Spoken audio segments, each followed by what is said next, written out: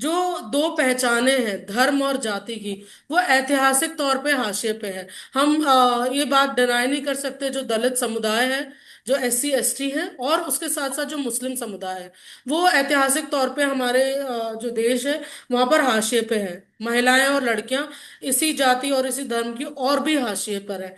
अब जब मौजूदा समय में इन दोनों पहचानों पर इतनी चर्चा हो रही है, इतना विवाद हो रहा है,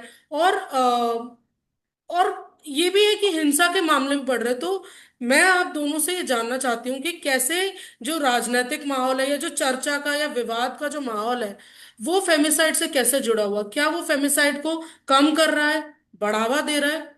और क्या ये जो फेमिसाइड हम बार बार बोल रहे हैं, हिंदी में इसका बहुत ही सरल शब्द में स्त्री हत्या लिखा है, जो शब्द को डिफाइन प्रॉपरली नहीं करता, पर कैसे ये जो फेमिसाइड एक ढांचागत मुद्दा है और इसे और गहराई से जानने की जरूरत है। इस पे अगर पहले सुनीता जी अपने विचार रखें, फिर अख्तरी जी, तो अच्छा रहेगा। पहले सुनीता जी।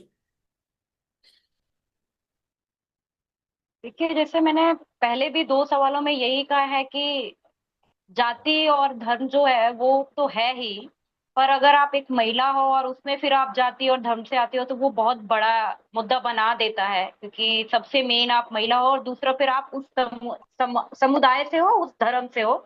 जो आज के जो मौजूदा हालात है या जो मौजूदा सरकार है, अगर मैं पिछले 5 साल या 10 साल की बात देखूं तो इतना सब कुछ नहीं होता था। वहां पर भी जाति थी, धर्म था, शुरू से रहा है, ऐसा नहीं है कि आज है।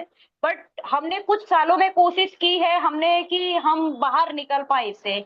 हम पढ़ने का थोड़ा सा हक अधिकार ले पाए, हम थोड़ी सी बात करने का हक अधिकार ले पाए, या हमारे अंदर क्या चल रहा है हम उसका ले पाए। पर जब से ये सरकार, ये मौजूदा सरकार जो हुई है ना, उससे हम चाह कर भी नहीं ले पाते। जब भी हम किसी मुद्दे के बारे में बात करना चाहते हैं, एग्जाम्पल के लिए मान लीजिए कि अगर मैं खबर लहरिया से हूँ और मैं खबर लहरिया में जो सरकार की योजनाएं हैं या मार्जिनलाइज समुदाय हैं उनके बारे में अगर मैं लिखती हूँ कि वहां तक सरकार की योजनाएं नहीं पहुंची हैं, या सरकार के कुछ नेता हैं जो उनका शोषण कर रहे हैं, तो वो वहां तक जांच करने से पहले ही वो मेरे ऊपर अटैक करेंगे, क्योंकि मैं सरकार के ऊपर आवाज उठा रही हूँ। तो तो ये तो एक बहुत बहुत बड़ा सेमीफाइट के बीच में है। मतलब कि आप पहले अगर किसी पर सवाल उठा रहे हो कि ये गलत हो रहा है तो सबसे पहले तो आपको ही अटैक किया जाएगा। वो जो व्यक्ति है उसे तो छोड़ दिया जाएगा, उसको तो बाद में देख लिया जाएगा, पहले तो सबसे पहले आपको ही अटैक किया जाएगा। तो ये एक मौजूदा सरकार जाति धर्म का बहुत बड़ा एक वो है कि आप धर्म पर कोई सवाल नहीं उठा सकते हो, आप जातिगत कोई मुद्दा नहीं उठा सकते हो। अगर आपको, आप देखते भी होंगे डेबिट में, टीवी में, बाकी सोशल मीडिया में कि क्या है जो सामने आ रहा है। कितने हमारे ऐसे केसेज हैं, कितने ऐसे, जैसे अख्तारी जी ने पहले सवाल में बताया था कि वो दलित समुदाय का केस था और वो इसलिए नहीं आया क्योंकि मीडिया ने नहीं उठाया। और मीडिया क्यों उठाएगी? क्योंकि सरकार किसकी है? मीडिया के पास तो काम है यही करना। अगर मीडिया सरकार के बारे में नहीं लिखेगी, उसकी चाटुकरता नहीं करेगी, तो फिर मीडिया कैसे चलेगी, उनकी कंपनी कैसे चलेगी? तो कहीं ना कहीं ये बहुत बड़ा एक सरकार का बहुत बहुत पावरफुल वो है, हाथ है, जो सबको कंट्रोल करके रखा है उसने। कोई सरकार के खिलाफ नहीं बोल सकता है। आप जहां पर मस्जिद मंदिर की बात आती है आप बात नहीं कर सकते हो। आपके साथ कोई केस हुआ है, अगर किसी मुस्लिम समुदाय के ऊपर अगर आपको एलिगेशन लगाना है, आप लगा दीजिए, तुरंत पुलिस आपका एनकाउंटर करवा देगी, आपको तुरंत इंसाफ मिल जाएगा। आप मुस्लिम व्यक्ति हो, मुस्लिम समुदाय से अगर आप आ रहे हो, दलित समुदाय से आप आ रहे हो, अगर आपने किसी उच्च वर्ग के किसी ठाकुर ब्राह्मण का अगर आपने नाम ले दिया, आपका पुलिस सुनेगी भी नहीं, एप्लीकेशन ही नहीं लेगी कि उस बंदे ने किया होगा। तो ऐसी स्थिति में आप उसको किस नजर से देख सकते हो? जहां मैं अपना अनुभव बता रही हूँ कि जो हम कर रहे हैं, जो हमने अभी तक में देखा है, मान लीजिए कि किसी, अभी बहुत दूर की बात नहीं, अभी यही जो 1 साल या 6 महीने के अंदर जो केस हुए हैं, आप देख लीजिए कि मुस्कान वाला केस देख लीजिए। आ, मुस्कान एक महिला ने अपनी शादी सौरभ नाम के व्यक्ति से की, मुस्कान नहीं है, कुछ और उसका नाम मुझे याद नहीं आ रहा है। जो उसने शादी की और फिर जो भी केस हुआ, हमें नहीं पता है कि उसने ही मारा है नहीं मारा है, कैसे केस हुआ। बट जो मीडिया के सामने है, तो सीधे यही बोल दिया ना। क्या उस महिला का कहीं पर आपने वीडियो सुना कि उसने बोला है कि हमने मैंने मारा है या मेरी प्लानिंग थी? आपने कहीं सुना? चलो मान लेते हैं कि चलो उसकी प्लानिंग है, उसके पीछे कौन है ये भी तो देखो ना, कि उसके महिला के पीछे कौन प्लानिंग कर रहा है। वो भी एक आदमी है जो प्लानिंग ये सब करवा रहा है, महिला तो नहीं अकेले कर रही है। फिर जो मीडिया ने उसको दिखाया, उसको किस तरह से दिखाया आपने देखा है बहुत अच्छे से। हम सब ये दो चार केसेस जो हुए हैं हम सब बहुत परिचित है कि उसको कैरेक्टर लेस, उसकी पूरी हिस्ट्री, उसका पूरा इतिहास, मम्मी पापा, उसका परवरिश, उसका खून, सब कुछ मीडिया ने दिखाया है। पर अगर मैं यही 3 साल या 4 साल पहले की बात करूं कि लोकल में हमारे यहाँ एक केस हुआ था, जो मैंने पहले बताया कि एक आदमी ने अपनी महिला का सिर काट के और पूरे गांव में घुमाया था। किसी ने नहीं लिखा कि उसका पति कहाँ रहता था, क्या करता था, उसको अचानक कैसे पता चल गया। या ये जो और एक दूसरा केस था जिसमें ये बोला गया था कि वो हनीमून मनाने गए थे और फिर उसका केस हो गया। किसी ने ये इस बारे में बात की कि उसकी शादी क्यों जबरदस्ती करवाई गई थी अगर वो नहीं करना चाह रही थी? किसी ने बात की? नहीं की। क्यों? क्योंकि हमारे पास तो ये मुद्दा ही नहीं है ना, ये तो हमारा है ही नहीं है, एंगल ही नहीं है हमारी खबर करने का। हमारा एंगल तो ये है कि महिला को चरित्रहीन बताओ, महिला को टारगेट करो, महिला को किसी तरह से नीचा दिखाओ, उसके ऊपर एलिगेशन लगाओ, क्योंकि वो बिल्कुल नहीं चाहेंगे कि कोई महिला बाहर आए या किसी भी चीज में आगे हो। आपने ये भी देखा होगा कि जब ये 2-3 केस हुए हैं जल्दी जल्दी, पूरा समाज ऐसे लग रहा था कि बाप रे क्या हो रहा है, अब तो पुरुष बचेंगे भी नहीं। कितनी मीम आए, कितने कमेंट्स आए, लोगों ने मजाक बनाना स्टार्ट कर दिया। ब्लू ड्राम को लेकर के कितना मजाक बनाया लोगों ने। क्या था, पुरुष इतने सारे केसेस कर रहे हैं, महिलाओं को काट के फ्रिज में रखा जा रहा है, कहीं कुछ कितने टुकड़े हर रोज दहेज हत्या की बात हो रही है, हर रोज महिला हिंसा हो रहे हैं, उसके बारे में कौन मीम बना रहा है? किसी ने बनाया है आज तक? आपने देखा है? मैंने तो नहीं देखा है कि आज तक कभी दहेज को लेकर के अगर किसी ने मार दिया तो मीम बनी हो, या महिला के साथ रेप हुआ हो तो मीम बनी हो, या मुझे तो नहीं आज तक ऐसे मिले। फिर ऐसे में क्यों? इससे साफ है कि टारगेट किसको करना है। हमें मौजूदा जो हालात है हम उनको कैसे कंट्रोल में कर सकते हैं ताकि जो पहली जो प्रथा थी वो वैसी ही बनी रहे। आप बाहर ना निकल के आओ, जो हमारी पितृसत्ता है वो बनी रहे, हमारी पितृसत्ता ना खोए। तो ये बहुत क्लियर दिख रहा है मौजूदा हालातों में, मौजूदा समय में, कि हमारी जाति किसको हमें टारगेट करना है, हमारा धर्म हमें किसको बढ़ावा देना है, हमें कौन से समुदाय को आगे लाना है, कौन से समुदाय को पीछे धकेलना है, ये बहुत क्लियर है। आप सोशल मीडिया खोलोगे आपको बहुत अच्छे से दिख जाएगा कि कौन सी चीजों को हमें दिखाना है, कौन सी चीजों को नहीं दिखाना है, किसको हमें बाहर लाना है, किसको नहीं लाना है, कौन सा ऐसा मुद्दा है जिनको दिखा करके हम बाकी केसेस को दबा दें। तो ये बहुत क्लियर है। तो हाँ, मैं इतना ही कहना चाहूंगी कि बहुत क्लियर है, सरकार जाति धर्म इस टाइम पर बहुत दिख रहा है कि सरकार किस तरफ जा रही है, सरकार चाहती क्या है, कौन सा समुदाय जो पिछड़ा है, पिछड़ता जा रहा है, उनको टारगेट कर रहा है ताकि वो आगे ना आए, अपनी बात ना रखे। जो ऊपर है उनको और ऊपर करने की कोशिश की जा रही है, जहां पर हम सिमिलर होने की कोशिश कर रहे थे फिर से वो सरकार हमें वही पुरानी वाली सत्ता ला करके और पुराने वाले चीजों में ढकेल रही है। तो बहुत क्लियर दिख रहा है। अख्तरी जी, आप क्या कहना चाहेंगे?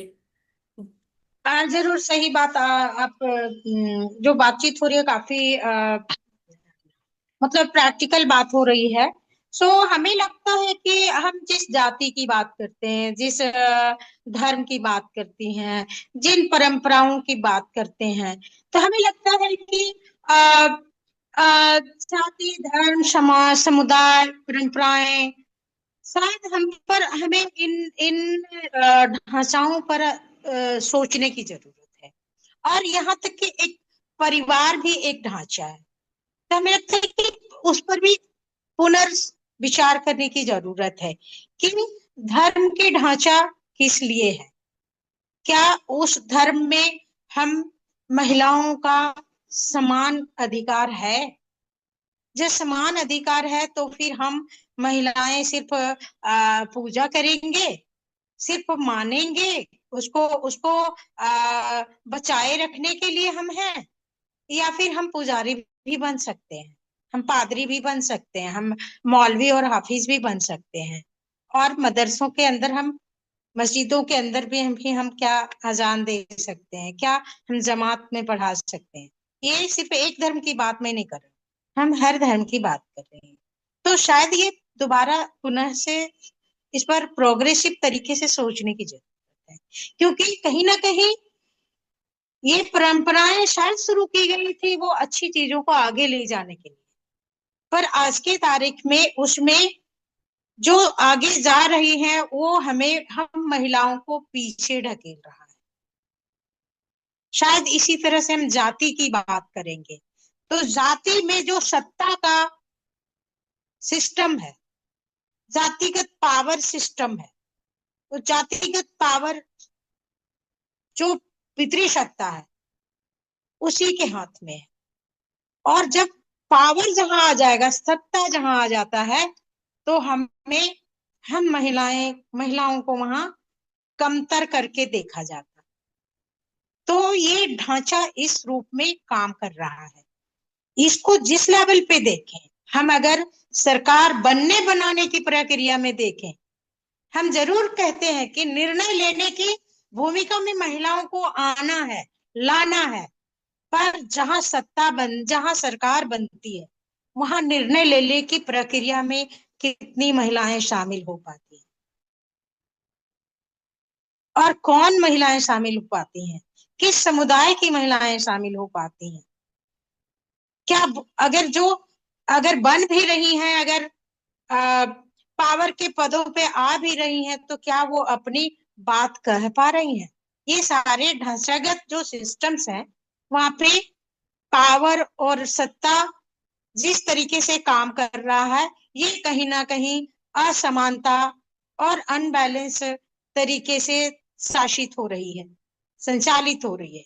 तो हमें ये शायद इस पर हमें ध्यान भी देने की जरूरत है, सोचने की भी जरूरत है, और चोट भी पहुंचाने की, हथौड़े मारने की जरूरत है। मैं उसी तरीके से कहूं कि आज जो स्थानीय स्तर पर थाना है, पुलिस है, वो भी एक ढांचा, न्याय का ढांचा का एक यूनिट है। पर आज वो क्या कर रहे हैं, पंचायती राज सिस्टम के साथ मिलके वो पंचायती करने में लग गए।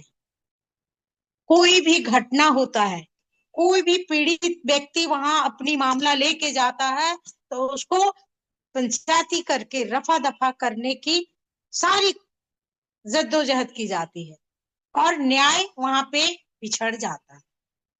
तो ये मैं कह सकती हूँ कि ढांचा अगर इस तरह से अन्यायपूर्ण तरीके से, असमानता के तरीके से काम कर रही है, तो ये बहुत चिंता करने की, चिंतन करने की और इस पर बहुत सोचने की जरूरत है और बहुत ठोस पहल करने की जरूरत है। इसमें और भी चीजों और अगर शामिल करते हैं तो हम जरूर देखते हैं कि मीडिया जितने तरीके से जिस तरह से हम जिन मुद्दों पर काम करते हैं उन मुद्दों पर पॉजिटिव नहीं है। उनकी कॉन्सेप्ट ही नहीं है कि जेंडर क्या है, पितृसत्ता क्या है, ये पावर कैसे हम महिलाओं को प्रभावित करता है। हम महिलाएं सिर्फ घर का काम करने के लिए नहीं है, हम सिर्फ रोटी बनाने के लिए नहीं है, हम सिर्फ भोग की वस्तु नहीं है। इन चीजों को अगर ढांचा जो पावर और सत्ता से परिपूर्ण है, वो उसकी सोच और मानसिकता अगर नहीं बदलेगी, नजरिया नहीं बदलेगा, तो शायद ये चीजों में सुधार नहीं आएगा। इसलिए हमें हर हाल में इस तरह के ढांचाओं पर उनके नजरिया बदलने के ऊपर और हम एक समान नागरिक के रूप में गरिमापूर्ण जिंदगी जीने के लायक हम भी हैं और हमारे बिना समाज नहीं चलेगा। शायद ये सोच उन तक लाने की जरूरत है। तो ये सारी बातें हैं और इसमें हमें लगता है कि और अगर इसमें चर्चाएं करेंगे तो काफी चर्चाएं हो सकती है, पर मुझे लगता है कि हम ये थोड़ी चर्चाओं से बड़ी पहल निकाल सकते हैं और कुल मिला के बातचीत जारी रखना और जो अभी जिस तरीके से हम लोगों ने अलग अलग स्टेप वाइज का बातचीत किया, इस तरह के बातचीत जारी रखना जरूरी है और कैसे हम ढांचा के स्तर पर, समाज के स्तर पर, समुदाय के स्तर पर और परिवार के स्तर पर हम ज्यादा से ज्यादा काम कर सके और व्यवहार में बदलाव, नजरिया में बदलाव और मानसिकता और कॉन्सेप्ट में कैसे हम ज्यादा से ज्यादा बेहतर चीजें ला सकते हैं, ये हमारी पहल सार्थक पहल होगी, मुझे ऐसा लगता है।